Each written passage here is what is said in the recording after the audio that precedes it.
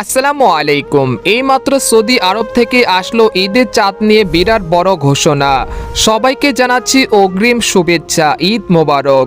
দীর্ঘ এক মাস সিয়াম সাধনার পর শুরু হতে যাচ্ছে পবিত্র ঈদ উল ফিতর।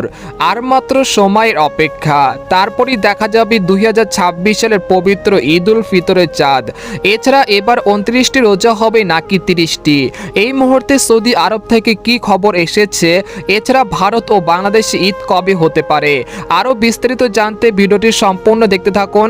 আর আপনি কোন জেলা থেকে খবরটি দেখছেন অবশ্যই কমেন্ট করে জানিয়ে দিন। আর সবার আগে সর্বপ্রথম সঠিক খবর জানতে আমাদের চ্যানেলটিকে সাবস্ক্রাইব করে রাখুন। এবার জেনে নিন এক নজরে।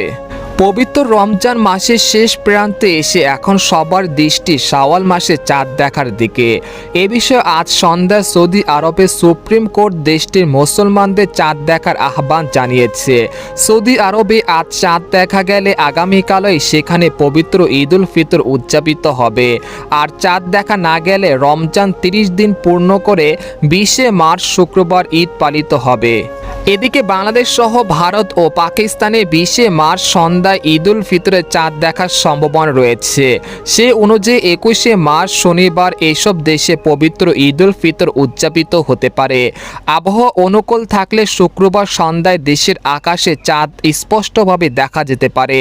তবে আকাশ মেঘলা থাকলে অনেক এলাকায় চাঁদ দেখা নাও যেতে পারে। সেক্ষেত্রে রমজান মাস 30 দিন পূর্ণ হবে। এদিকে ঈদকে ঘিরে দেশের আবহাওয়া পরিবর্তনের আভাস পাওয়া যাচ্ছে।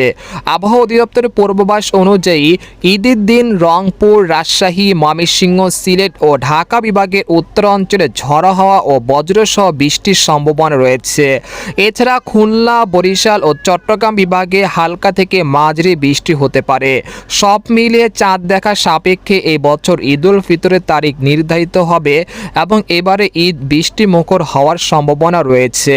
তো এই ছিল খবর। এরকম ইন্টারেস্টিং খবর জানতে আমাদের সাথেই থাকুন। ধন্যবাদ।